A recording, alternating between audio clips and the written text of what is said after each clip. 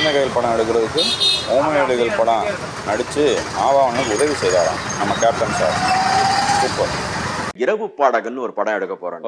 நானுன்னு சொல்லக்கூடாது, ராம்கி, நாசர், நானு 3 பேரை வச்சு ஒரு படம் பண்ண போறேன். ராம்கி, நானு ரெண்டு ஹீரோஸ், நாசர் தான் வில்லன். ரெடி ஆயிடுச்சா? இல்ல நாசர் வில்லன் ஒரு படம் ட்ரை பண்ண விட்டு அதுக்கு ஒரே ஒரு நாள் சும்மா டெஸ்ட் ஷாட்ஸ் எல்லாம் எடுத்தாச்சு குமாரபாளையத்துல கூப்பிட்டு. அப்பவே சினிமா ஸ்கோப் யூஸ் எல்லாம் ட்ரை பண்ணுது.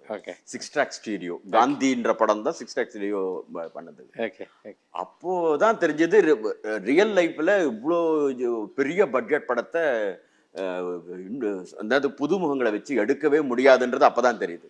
அப்புறம் தான் அவருக்கு ஐடியா தோணுது, ஏன் ஊமை விழிகள்னு ஒரு படம் பண்ணுவோம், இந்த படத்தை மர்டர் எக்கோவியை எடுப்போம் அப்படின்னு சொல்லிட்டு விஜயகாந்த் சார் தான் முதல்ல பார்த்து அவர் ரொம்ப இம்ப்ரெஸ் ஆகி அவர் மூலமா தான் எல்லாமே சேர்ந்து அந்த படம் பண்ணார். என்ன சார் சொல்றீங்க? இணைந்த கையில் படம் எடுக்க 3 வருஷம் ஆச்சா?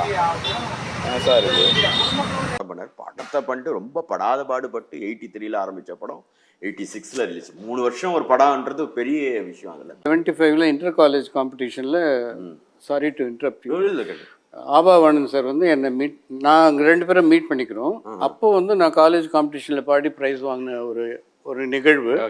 அப்போ ஆபாவானந்த் சார் மனசுக்குள்ள நினைச்சாராம், நம்ம விஜயோட தாய்மாமன் எஸ்என் சுரேந்தர் ஊமை வெளியில் 3 பாட்டு பாடியிருக்காரா? பெஸ்ட். ஃபியூச்சர் நான் டைரக்டர் ஆனா சுரேந்தர் என் படத்துல பாடணும். அதே மாதிரி ஊமை விழிகள் 3 பாட்டு கொடுத்தார். இப்ப ரவிச்சந்திரன்லாம் அப்படிதான், அவர் சின்ன வயசுல பார்த்த ஒரு ஹீரோ, அவரு வில்லனா நடிக்கணும், நடிக்க வைக்கணும், அந்த மாதிரி அவர் நினைக்க